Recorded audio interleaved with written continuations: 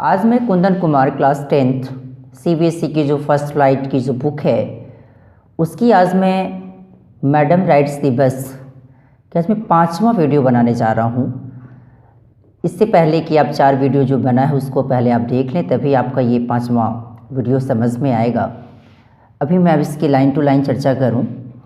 Somehow this was very funny to Wally, न जाने किसी भी कारण से ही, लेकिन यह वली के लिए बड़ा ही आनंददायी था। She laughed and laughed until there were tears in her eyes, वह तब तक हंसी जब तक कि उसकी आंखों में आंसू नहीं आ गए। अर्थात कि ये किसकी आंसू होगी? ये खुशी की आंसू होगी। Hey lady, haven't you laughed enough, called the conductor, better save some for tomorrow. Hey lady, किसे बोल रही? लेडी किसके लिए आया? वली के लिए। क्या तुम काफ़ी नहीं हंस चुकी हो? हैवंट यू लाफ्ड इनफ, क्या तुम काफ़ी नहीं हंस चुकी हो? कॉल्ड द कंडक्टर, कंडक्टर ने कहा। Better save some for tomorrow, अच्छा होगा कि इसे तुम कल के लिए बचा के रखो। At last the cow moved of the road, अब आखिर गाय रोड पर से हटी। क्योंकि मैं आपको बार बार कहता हूँ कि जब किसी भी वर्ड में अगर OFF जहाँ दिखाई दे, इसका मतलब क्या है कि उससे हटना, अर्थात सेपरेशन का बोध होता है। And soon the bus came to a railroad crossing, जल्द ही बस रेलवे क्रॉसिंग पर आ गई। A speck of a train could be seen in the distance.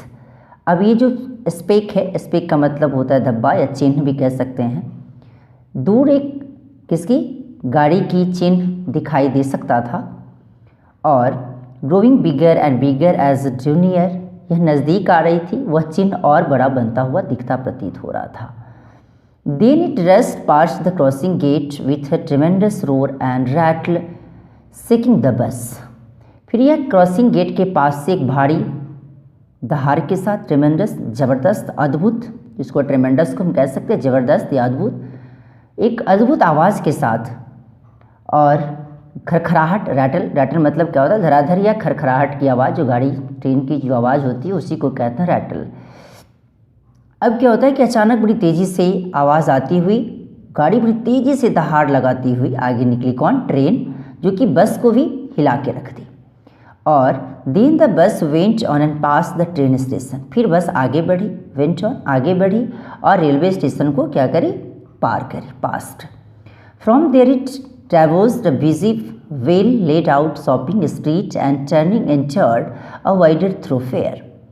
अब वहाँ से यह एक व्यस्त, एक अच्छी तरह स्थापित दुकानों की गली से, वेलेट शॉपिंग, वेलेट आउट मतलब कि अच्छी तरह से स्थापित जो दुकान थी वो वाली गली से गुजरते हुए, एंड टर्निंग मुड़ते हुए, एंटर्ड अ वाइडर थ्रोफेयर, जो कि एक व्यस्त रोड पर आ गई।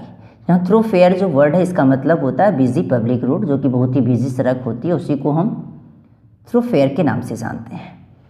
अब such big bright looking shops, इतनी बड़ी और चमकती हुई दुकान।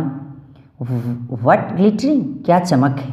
ग्लिटरिंग मतलब चमक। What glittering displays of clothes and other merchandise, merchandise मतलब क्या होता है? बिक्री के लिए रखा हुआ जो सामान होता है उसको मर्चेंडाइज कहते हैं। सच भी क्राउड्स, इतनी बड़ी चमकती हुई दुकानें, कितने चमकदार कपड़े दिखाए गए थे। डिस्प्लेज ऑफ क्लोथ्स और दूसरी चीज़ें और अदर मर्चेंडाइज, जो बेचने के लिए सामान रखा हुआ था। सच भी क्राउड्स, इस प्रकार की बड़ी भीड़ उसे दिखता हुआ प्रतीत हुआ। स्ट्रक डम विथ वंडर, हैरानी से चुप। कौन? वली। वली गेप्ड एट एवरीथिंग, गेप मतलब होता है मुंह फाड़ के देखना।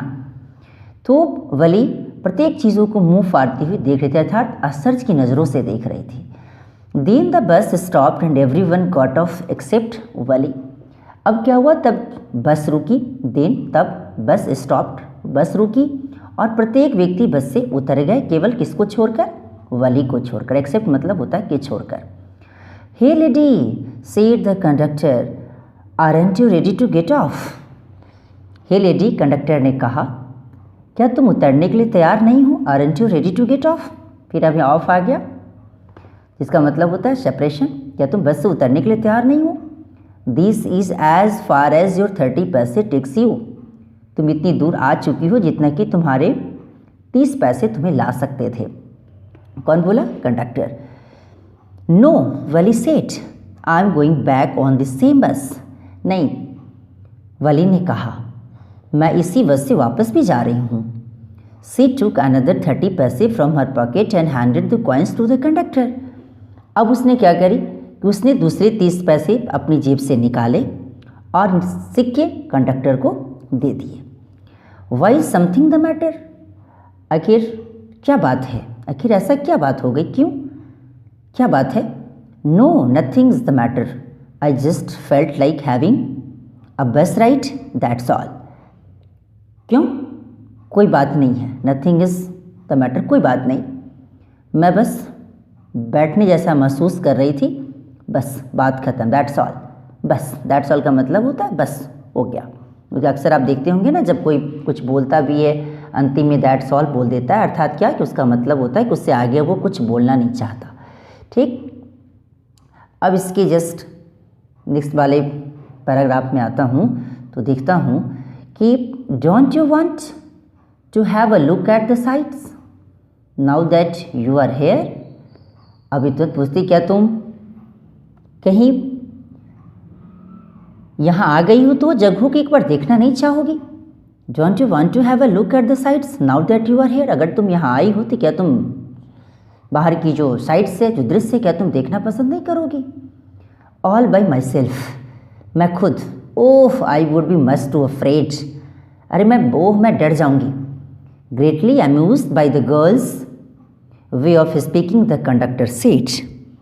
अब लड़की के बोलने के लहजे से प्रसन्न होकर, अम्यूज्ड मतलब खुश होना, अब लड़की की जो बोलने की जो तरीका था उससे सुनकर कंडक्टर ने प्रसन्न होते हुए कंडक्टर ने कहा, but you weren't afraid to come in the bus, पर तुम बस में आई तो डरी हुई नहीं थी?